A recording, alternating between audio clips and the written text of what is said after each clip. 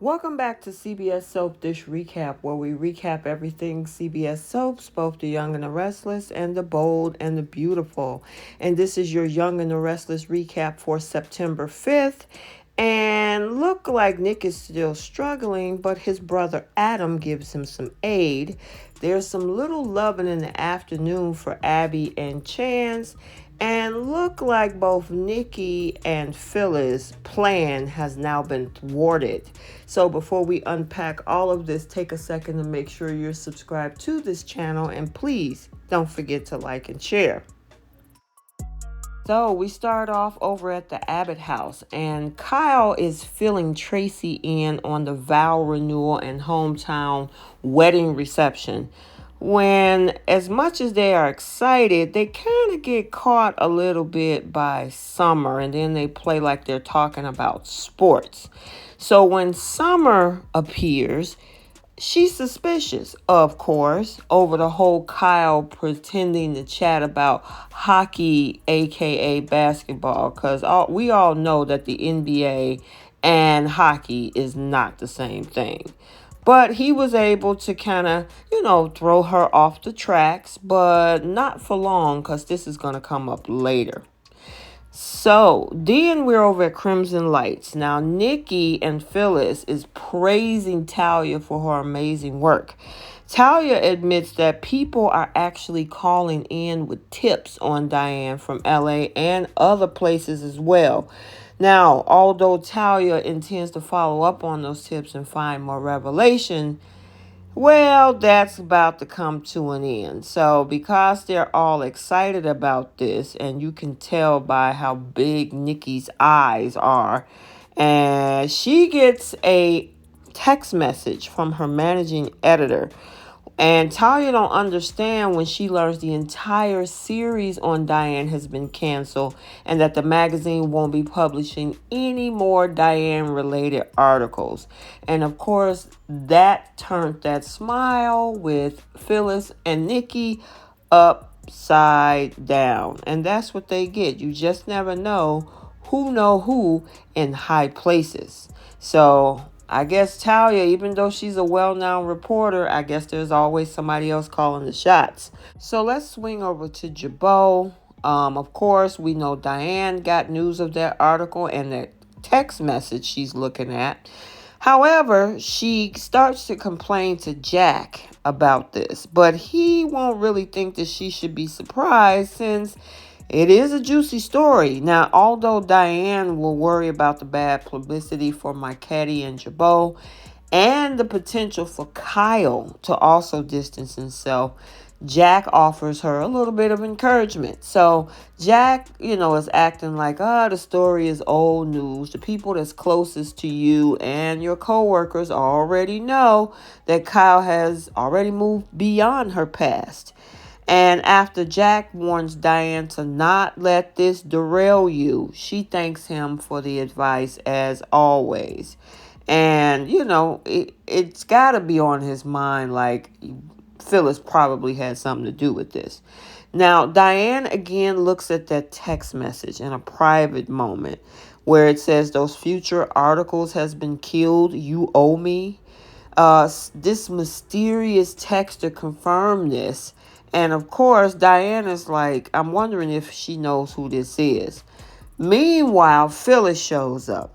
Phyllis is taunting her over the embarrassment, but Diane makes it clear to Phyllis, guess what? This isn't going to trigger whatever explosion that you thought is going to happen. And of course, Phyllis is just she's just digging that knife in deeper and deeper. And then she had the nerve to actually tell Diane, I am not obsessed with you. You are absolutely obsessed with Diane. She lies to everybody, including herself. So then Kyle steps in the office and saw that, his mom is looking frustrated. Now, he says that, hey, I can distinguish between Diane in the article and the one that's here today. And of course, that lights up her life because now she's grateful. And also, Kyle promises her that, you know what, Mom, You always have my support through this. And that was a pretty good scene. I mean, I actually almost shed a tear for these two. I like mom and kids and stuff like that. That's just me. But meanwhile, he catches up with Phyllis. Now, Kyle kind of filled Phyllis's in about the wedding party and acknowledged that, you're protective over Summer, and I don't blame you for feeling the way you do about Diane. And, there's also the talk about a memo that Phyllis sent, which, of course, while all this conversation happens, Jack pops in and he even praises her as well. Both Jack and Kyle is impressed with Phyllis's work since she joined that whole Marchetti team.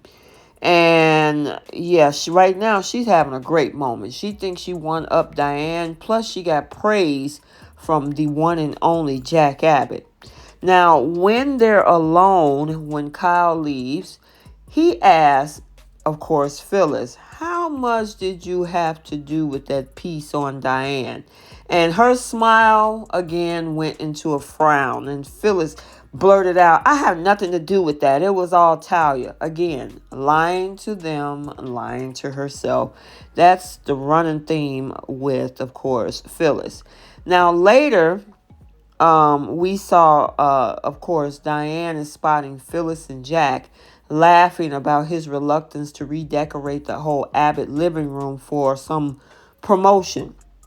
Now, once Diane pulls up that cryptic text from earlier, she replies with things are still precarious and urged that person, please don't contact me. Now we're back at the house again. He's still making plans, meaning Kyle. Summer catches up with Kyle on the phone, making those plans. And he admits, okay, you got me. I'm working on a surprise. Now, Summer, of course, wants the details. What lady wouldn't, especially if it's a surprise from your husband? Kyle, however, keep it all under wraps and they enjoy some kisses. Now, after accidentally picking up the wrong basket, both Abby and Chance is over at Chancellor Park. They're dining in on actually Dominic's apple slices and fish crackers in the park. Now, once things get a little, and this was a romantic scene with them in the park. I thought this was pretty cute. They had a little passionate turn because it went from the park to the bedroom. And so, yeah, they got a little twist in the afternoon. And we haven't really seen Chance and Abby with a little romantic scene in a very, very long time. So it was long overdue. So after everything was settled, Abby goes into this whole conversation opening up about her vision for a normal life. And in a perfect world, how Abby will cut back on her hours and Chance would pass on the riskier case. She was trying to change his mind. Now, Abby admits that Chance sometimes brings tension home with him. And, he's thinking like, I think we'll be happier if they prioritize their relationship. And that was actually Abby that said that. And that leaves Chance, of course, looking very deeply in thought. So let's swing on over to the GCAC rooftop. We got Adam urging Nick to talk to a therapist about this whole Ashland Locke issue. Now, Nick, of course, is hesitant to open up to a stranger, but Adam won't think he should put that off because you need to handle these inner demons. Now, the thing is that if he's struggling and it seemed like he is, and Adam went through something similar, I think this is a great opportunity to listen to your little brother. I know y'all have had issues in the past, but he can relate to you and he's supporting you and he understands. So, Nick, maybe you ought to talk to Sharon just as Adam proposed and get some help with this because it's not going to get any better according to, what Adam also said as well. Soon after that, Nick decides to swing over to talk to his mom at the ranch since she also understands about the Ashland situation. Nick is addressing his guilt and he also talked about Adam's surprising support and how he feels bad for all of the harsh judgment that he had of what happened in Kansas. And it's a shame that it's sometimes you have to actually go through something similar to realize and understand and give that person empathy. And it looks like that's what's happening. However, Nikki was shocked by that. But hey, he got to do something about that or else he's going to continue to struggle.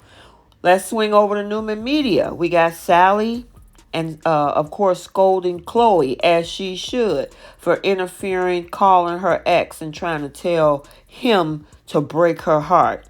Well, my thing is that it seems like she's confused, as Sally said, and I'm like, why are you confused? You're making this more complicated than what it is. Plus, she mentioned the fact that Adam asked for forgiveness.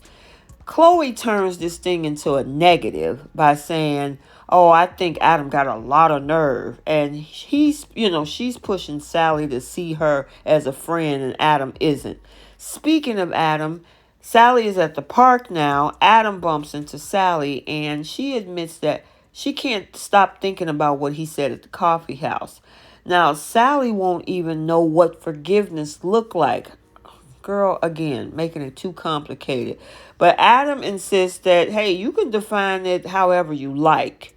Now, after Sally suggested that Adam can make another unilateral move to upend her whole world, well, so can the Newmans, she'll get an emotional all about it and decide that she can't talk about this right now. Adam obviously seemed upset while she's saying all this because it's just chaotic in her thoughts. And I understand she's confused, but she know what this is. But of course, Adam looks distraught as she takes off looking distraught. So she need to make up her mind. Pick a side. Do you want this man or do you just want to keep it moving and just move on with your life? Okay, so there you have it, your Young and the Restless recap for Monday, September 5th, 2022. Stay tuned for the Bold and the Beautiful recap also for today. And until the next video, like, comment, and subscribe, and we will see you soon. Bye.